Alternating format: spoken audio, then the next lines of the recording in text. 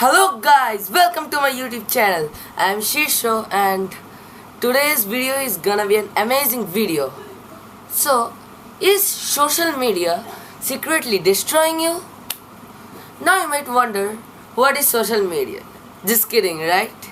Yeah, everybody in today's generation knows about social media.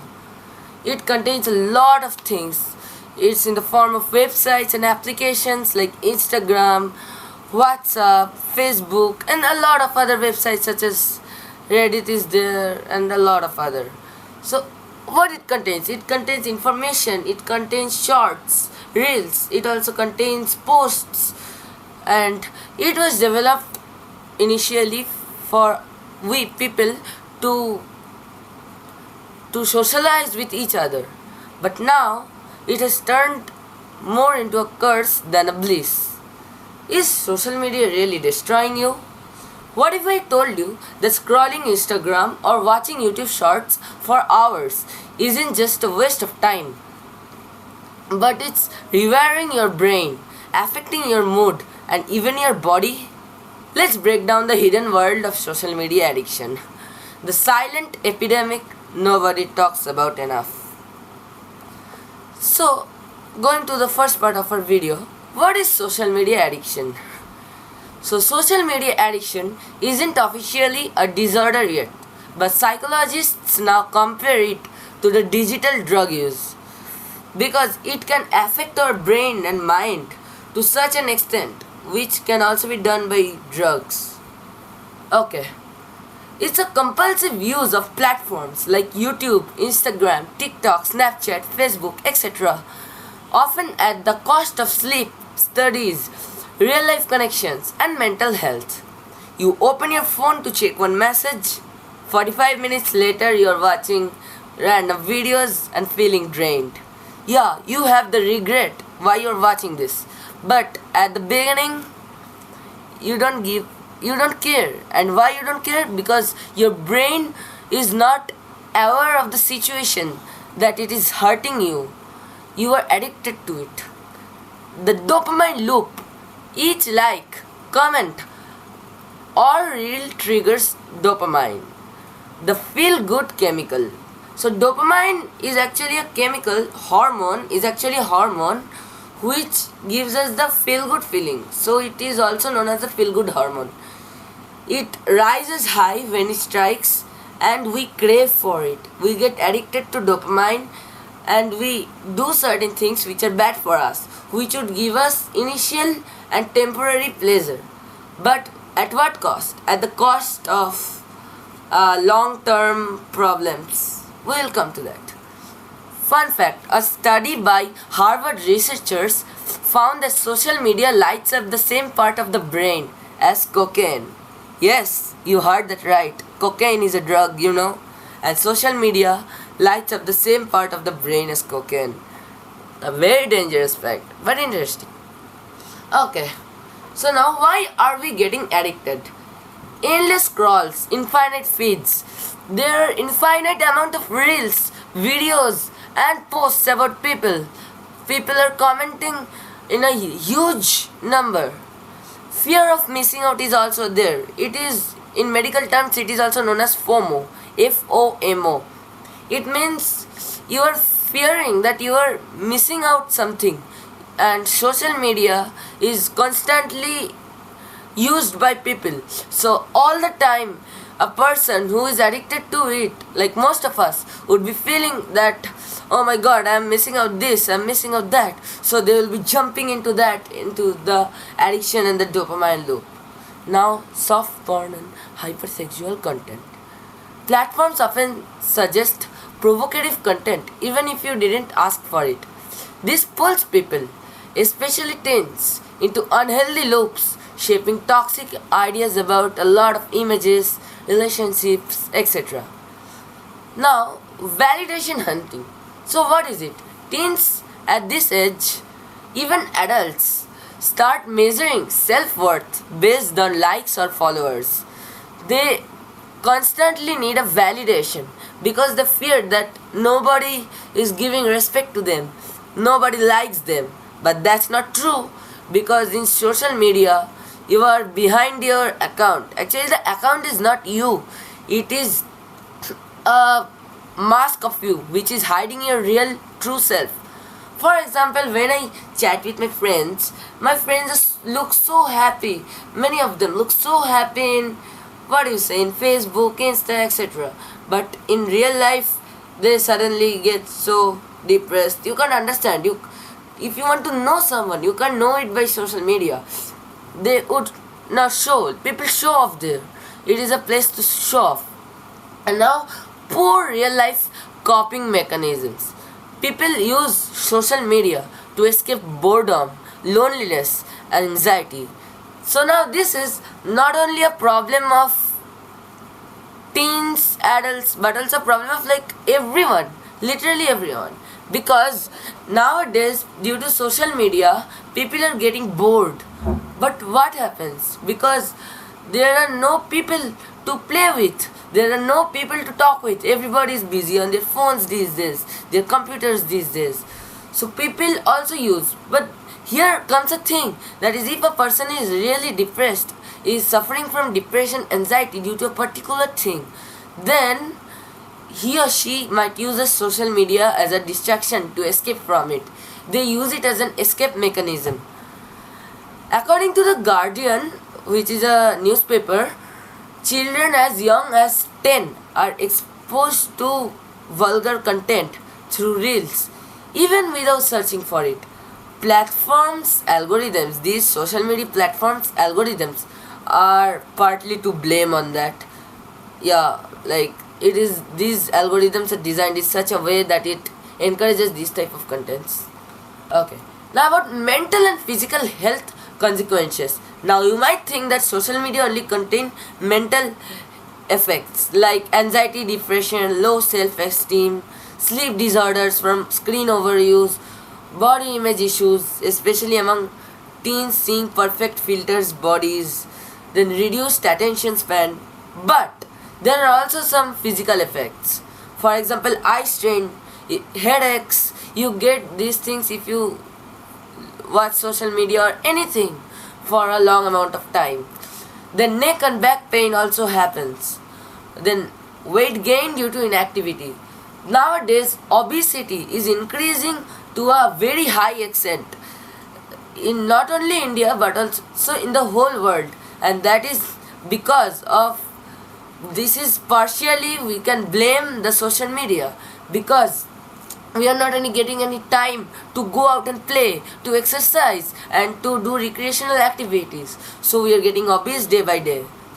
A 2022 study in the Journal of the American Medical Association, JAMA, found that teens spending 3+ hours daily on social media were twice as likely to show mental health issues. Okay, now we go to impact on students and adults. We will come to first students and then adults.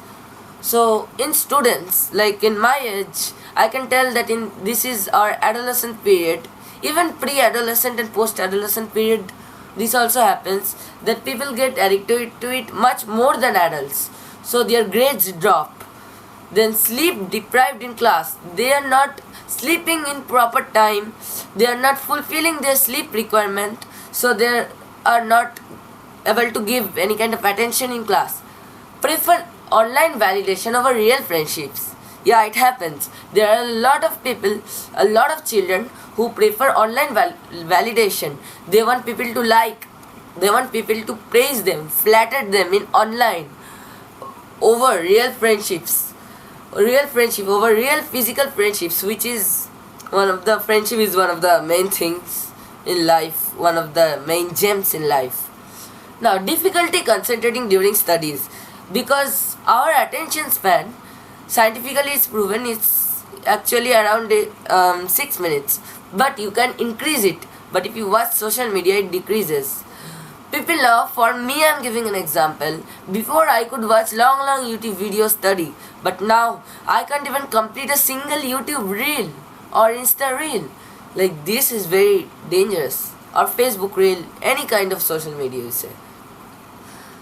Now, coming to a real life example. In India, a 13-year-old boy from Gujarat was hospitalized after playing and scrolling for over 18 hours a day, leading to severe dehydration and depression. This is reported by the Times of India, TOI, the famous newspapers. Now, in adults, now you might think that adults, they're grown up, they're mature, but yeah, consequences and problems and including addiction on social media are also felt by adults. Relationship issues due to lack of communication, reduced productivity at work. Then social media is used to escape real stress, but it builds more in return. Now, coming back to the point which is said, the social media is used as an escape, like we use it to escape from real stress and depression, anxiety, etc. But actually it builds more in return after you stop that. Then parenting suffers when adults themselves are hooked to screens. When adults are hooked to screens, the children, they are not getting real parenting. The children are not growing up, their mental growth is being stopped, prevented from a natural way. Now, red flags of addiction. You check your phone within 5 minutes of waking up. So now, this is a point where how can you understand that, oh my god, I am feeling addiction towards social media, I am addicted to it. Although these days many are addicted, almost all, but still, how to understand that? You check your phone within 5 minutes of waking up. You scroll even when you are not enjoying it. I have personally experienced that, so I can say that, like, I'm scrolling, but what? I am not enjoying it, but I can't stop it. I am in my brain, I am crying that I want to stop it, but I can't still stop it.